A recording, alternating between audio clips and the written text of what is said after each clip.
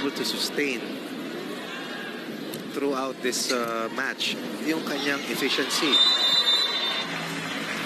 straight points for Team Philippines. 2-0 lead here in the second set. Sa Filipinas, they're showing a more relaxed outlook. They're in good spirits, Coach. And they're in very good shape. In terms of conditioning, makikita mo, quicker, faster, and the cohesion is very visible para dito sa ating mga national players. Yung recovery, Coach, grabe. Broken play pero naitawid pa rin papunta sa Vietnam side. Gonzaga na naman, and Jubilin Gonzaga breaks down the wall. Joey Gonzaga answering the call of duty. Alam mo, hindi lang magaling na manlalaro, kundi isang tunay na sundalo itong si Gonzaga. Over the course of her recovery from an ACL injury, throughout the many question marks that surrounded the back of her mind, she is now a national player once again, looking to reward the country with a medal after finishing out of the podium for the longest time. First point for Vietnam. And because there are only 4 participating nations, every match is important. Most especially this first one. Philippines had to recover just to get it back to the Vietnamese side. D4 gets roofed. And now the Philippines understanding that without D4, with D4 shuttle, we have a better chance of keeping the production of Vietnam to a minimum. And Baron, she pointed out, shadows, marks, and executes that offensive block to give the Philippines another 3-point lead. Make that a 4-point cushion on the first service ace of this match coming from Molina. Molina also had a fiery start for Team Philippines. Ces Molina, Tubong Nueva Ecija, a product of San Beda University. She even played in the first ever NCAA All-Star game last week. Last week lang, no? Good start for the Philippines here in set number 2, but Vietnam trying to recompose themselves. This is a team that is ranked 36th in the world. So at no point in this match can we relax and underestimate their capabilities. Right. This communication between Eliza Valdez and Rhea Di Maculangan, and that offense will lead to a defensive stop for Vietnam in its 3rd point of the second set.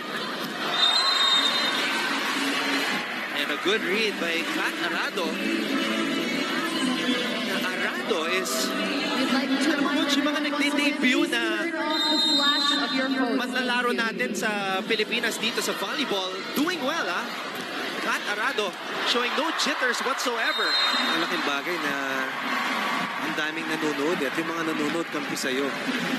And probably making its debut in the Southeast Asian Games, but in terms of being a national player, there are no newbies to this kind of pressure. Combination play mula sa Vietnam. Yes. Now Wang gets involved. Meron siyang 3 puntos dito sa second set. And I believe that was the first activation of the middle hitter for Vietnam all match long. Well, let's see if the Philippines will be able to take that away likewise from Vietnam. 3-point lead for the Philippines at 7-4 here in the second set. D-Mac to Maranyo. Her first running attack attempt of the match. Very short take for Agui Maranyo. She got the result that she desired. 4-point lead, first technical timeout. Team Philippines still ahead. This because of the preparation and scouting, of course, of our opponent. And right now, after winning the first set at 25-21 and a very good opening of the second set to build an early lead, the Philippines still ahead by 3 points at 8-5, even after that service error was committed by Jovi Gonzaga. One of the busiest players in the world of volleyball. D4 support for Japan, been a national team player for Vietnam since she was 17, 2014. Running attack na naman para kay Abby Maranyo, na depensahan ni Gwen. Hindi sumama yung isang blocker doon sa pakagat sa misdirection. That isolation play turned out to be an offensive block for Vietnam. Alyssa Valdez announcing her re-entry. Decisive. And look at the bullet go down for Alyssa Valdez, giving the Philippines another 3-point lead. Hindi makulangan. That misdirection once again.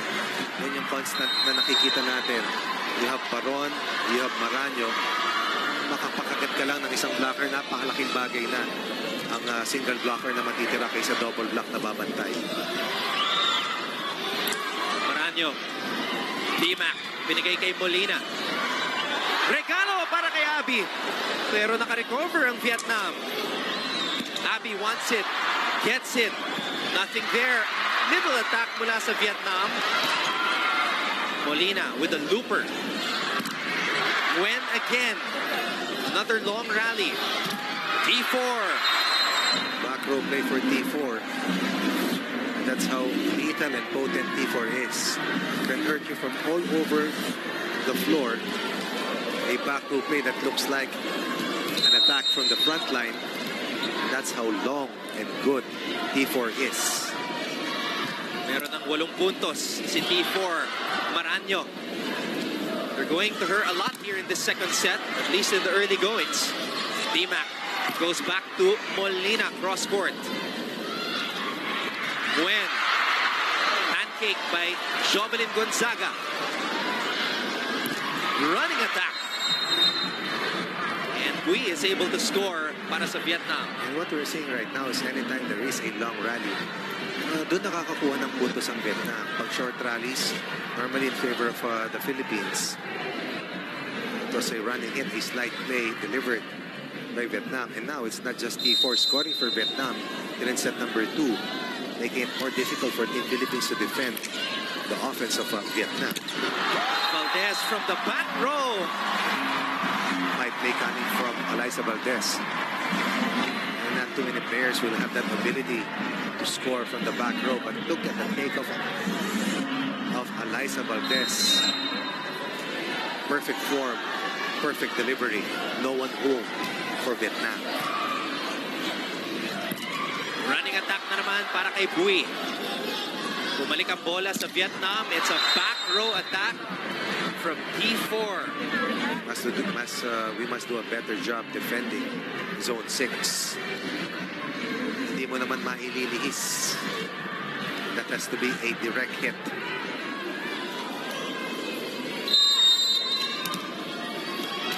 So after the Philippines created a little separation sa pagsisimula ng set na ito, Vietnam coming to within 1, but an error from their setter. And because we started out well, even if Vietnam has made its first uprising where you were still able to protect a 1-point lead earlier before that service error came from the playmaker of Vietnam to restore a 2-point lead for the Philippines.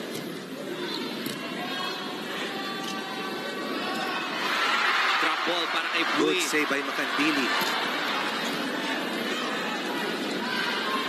Again, they go to T4. And again, she attacks Alyssa Valdez. That's the third back row play for T4. And she becomes the first player in this match to reach double digits. As expected. We asked the question earlier, can she sustain it? She's answering that question so far in favor of Vietnam. Double block against Molina. Paron just had to get it across. T4 now at her favorite spot. The Philippines has to convert because in transition, T4 will be there. 4-point lead has evaporated, tied at 11. The first deadlock here in the second set. Attacking the smaller blocker, and T4 rejoicing in that last scoring explosion. D-Mac to Paron. They needed that. Team Philippines with a very good reception, enabling Di Maculangan to activate her middle hitter, and Paron delivers. And this is where composure will come into play. And cohesion, of course. The Philippines knowing that T4 will try to put her team on her back. Has that momentum. Can't be rattled. Valdez, drop ball. Well read by Vietnam. T4 again. Makatili will have to give up that very high free ball to Vietnam. Running attack. And that will go out para kay Bui.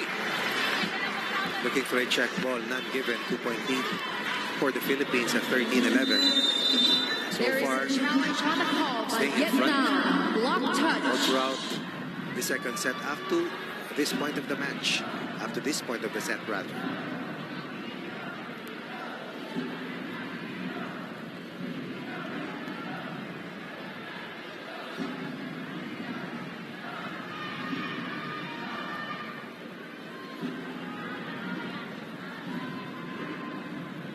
So the video challenge is for a block touch. This is Bui Thi Nga.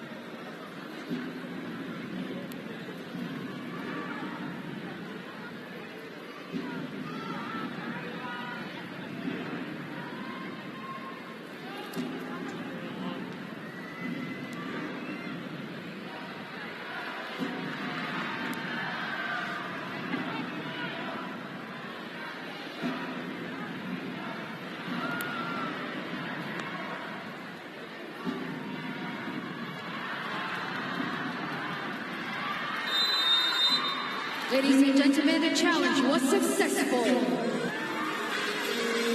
That's huge. A successful challenge Right. by Vietnam. Yeah, first challenge here in the second set. Alam mo, meron din silang successful challenge dun sa unang set. They've utilized that review to their advantage. Tied at 12, looking for their first taste of the lead. Sarado with the pass. D-Mac with the toss to Valdez. When able to absorb that hit properly. Di Makulangan, pinalik kay Valdez. So used to being the go-to player, Valdez has always embraced pressure. That's the reason why she is so well loved by the Filipinos. Liza Valdez scoring a critical point, restoring a 1-point lead for Team Philippines. D4. She's played Continues. better here in the second set. She scored a lot doon sa ating unang set, but most of those points came in the early part of the first set. Here in the second set, when they were down, when they needed her the most, she has supplied majority of the offense for Vietnam. Had 7 points in that first set. 5 already here in set number 2. Ooh, A joust at the top. Lumaban si Gonzaga. good At recovery. patuloy na lumalaban para sa bayan. And Di Makulangan once again on point. Earlier it was Valdez, now it's Jovi Gonzaga, 2 of the leading scorers for the Philippines, who continue to be in top form.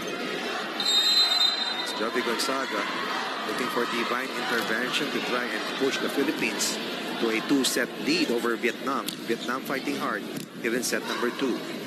Figuring in a joust against T4. Again, that misdirection opening up T4. Vietnam moving better here after a slow start. Tied at 14 once more. 6 points for T4 here in this set. Pero dito may opening. May opening na nakukuha. Being isolated means a lot for T4. Hard to stop T4 on single coverage. Uncharacteristic service error for the top player of Vietnam was been the biggest thorn on the Philippines defense throughout this match. Liza Valdez gets that one in. Nothing there for Nguyen. Di Makulangan. Back to Molina. Chance for Vietnam. Nguyen. So far, what we are seeing from Vietnam is that they're able to handle the Philippines net defense much better. And that wall was slow to close. Vietnam finding the seams, the net defense of the Philippines, tied at 15 once more. Back row. Drop. What a save there by Nguyen. And a miss for Vietnam. Had the right intention. Tried to go to zone 5. But would not connect. 1-point lead. Nananatili para sa Team Philippines. There is a challenge on the Pero may call challenge, by Coach Ronnie. Vietnam. Challenge na Block naman. touch. So it's a block touch challenge by Vietnam.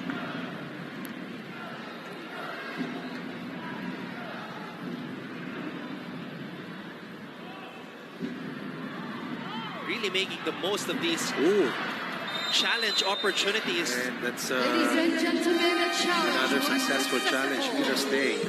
Malinaw.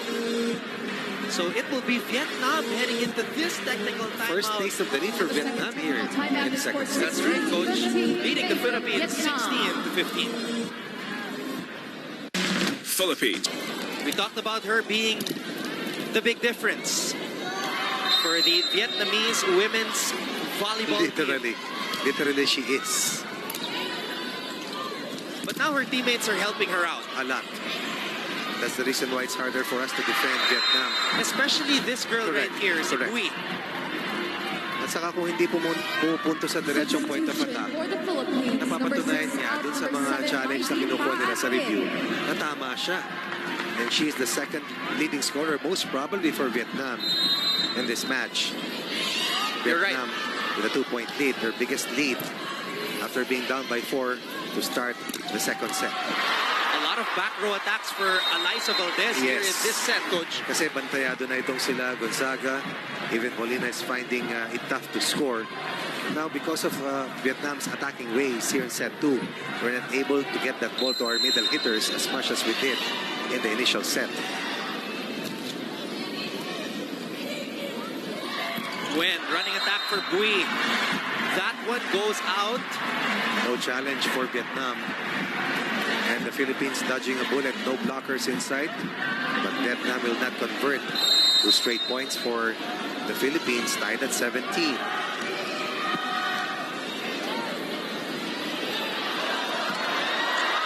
Oh! Pat almost getting an easy point para sa Pilipinas. Nguyen. Sayang. Lost opportunity for Team Philippines. Vietnam quick to react. Ang ganda na sana yung timing dito ni Maylin Paat. And then the pancake once again, keeping that ball up and in play and in transition. Vietnam will build another solitary point cushion or lead at 18-17. Seesaw battle is what we're seeing after a very quick start by the Philippine team. Arado with her own version of a pancake save. Arado again. 2 in a row for Kat Arado. Paat. Ooh! Gonzaga has to improvise from the back row. A chance for Vietnam when blockers were there. D4. And again, you'll go back to that lost opportunity for Majoy Baron. And Vietnam. Look at the effort. Timeout, Philippines. Talagang binibigay ang buong puso. Ito yung pinupunto ko, Anton. Pag humaba yung rallies, pumapabor sa Vietnam.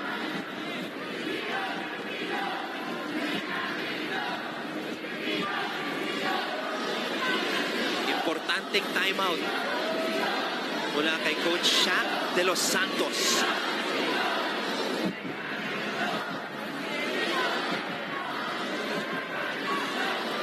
Coach Shaq de los Santos has been our national team head coach since June 5, 2018. Raising the challenge. As we pointed out, let's take a look at the Pasig City Mayor, Vico Soto, together with Richard Gomez and Lucy Torres Gomez. Alam mo, hindi madali yung tinataak na landas ni Coach Shaq. We are also praying that he's able to lead the national players to a very good finish in the 30th Southeast Asian Games in the Philippines. We have tough. 1-point lead for Vietnam. Substitution for the Maganda dito, Coach Ronnie. Lahat ng mga pinapasok ni Coach Shaq de los Santos ay gumagawa ng impact. Maylin Paat scored 3 points in the first set, just scored a point there. Now it is the turn of Gia Morado. We've always known that Vietnam will make a run. The important thing is how to respond to the run of Vietnam and how to regain the lead against Vietnam's second win here in this second set. Quick attack para kay Baron. A better possession for Team Philippines. When we're not scrambling, when we are in the correct position, the rhythm is there. Pag nawala, pag na-distort yung offensive pattern, nahihirapan tayong pumalo.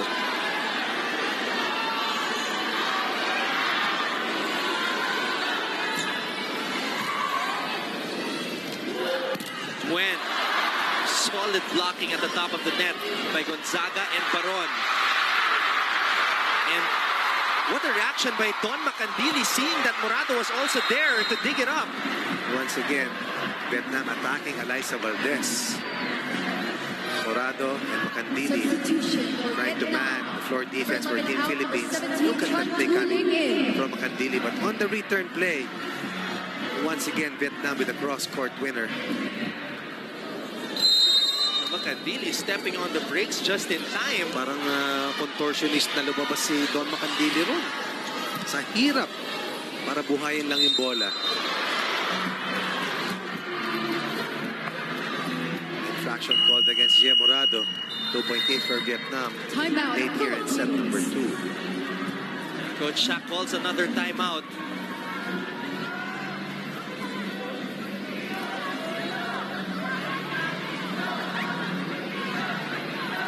It's important in these moments to stay positive.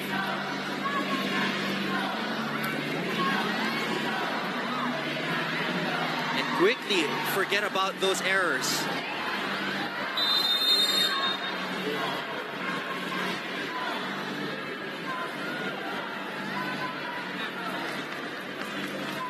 (21) para sa Vietnam, 19 para sa Pilipinas here in set number 2.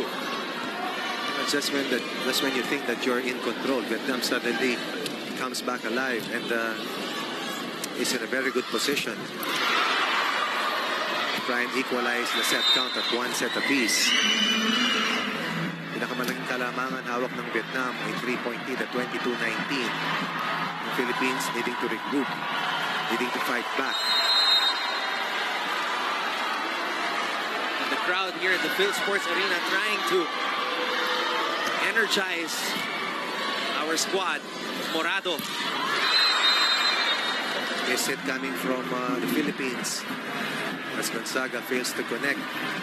Vietnam a point away from its first set point of the match.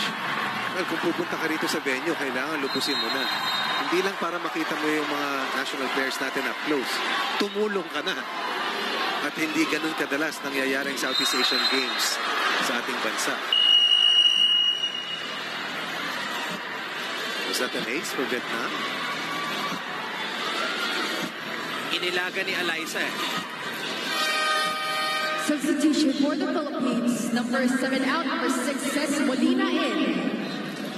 Molina coming in from Mylene Paat. So it was out. Good read by Alyssa. Excellent read coming from the pride of Batangas, Alyssa Valdez. 3.8 for Vietnam. T4. Grabe. Hindi lang siya mahaba at matangkad eh. Ang bilis ng vertical. And it's so hard to defend. T4 was played doubly better, even harder compared to her already impressive first set performance. 4 set points for Vietnam here in set 2. She already exceeded her points in the first set with 8 points here in set number 2. And here she is, T4. Another chance for the Philippines. Gonzaga. Ayaw pang bitawan ang set na ito. Gonzaga saves 1 of 3 set points for Vietnam. Timeout, Vietnam. And now Coach Nguyen Tuan Kien calls a timeout.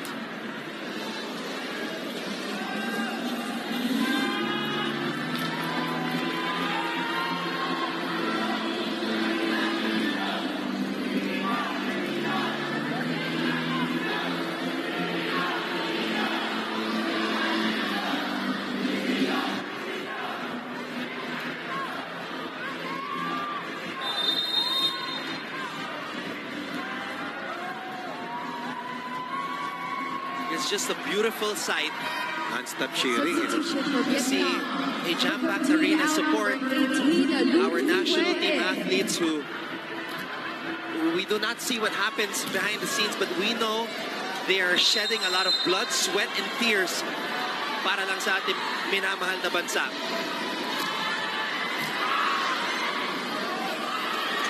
T4. Paron gets this rally to continue. Valdez. Check ball. Valdez, Gonzaga keeping the Philippines alive. And these are the two players from the Philippines who also helped out the Philippines immensely in that success in the first set win at 25-21. 2-set points saved by the Philippines so far against Vietnam. T4 will try to close the set. Not yet. Morado to Valdez, who breaks down the wall. Morado has taken over the spot of Rhea de Maculangan. Look at the eruption inside the Phil Sports Arena. Lead down to 1 for Vietnam. 3-set points Timeout, saved by the Vietnam. Philippines.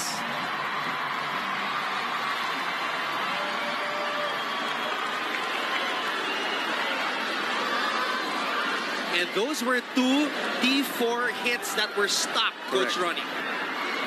Which we were not able to do in the midpoint of the second set, and that's why the momentum shifted. Vietnam tied it and eventually led the Philippines, posting a 4-point cushion, the biggest lead for Vietnam here in the set, until Eliza Valdez and Jovi Gonzaga combined for the last 3 points of the blue shirts. At si Morado, T4 na coach na nagsalita doon sa huling huddle. baka humingi na siya kung paano bibigyan dito sa parating na bola ng Pilipinas. And here she is again. And still can't close the set. Panibagong pagkakataon para sa Pilipinas, but they give up a free ball. T4 again. And Paron doing a great job on defense. Ooh!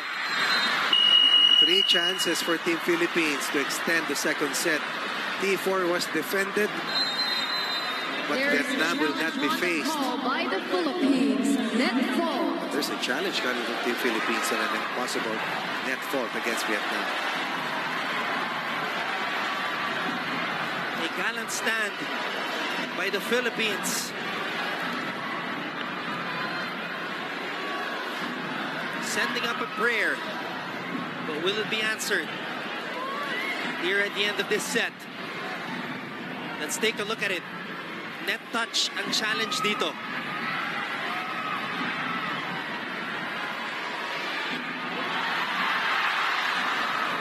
Wow, that is razor close. Whew.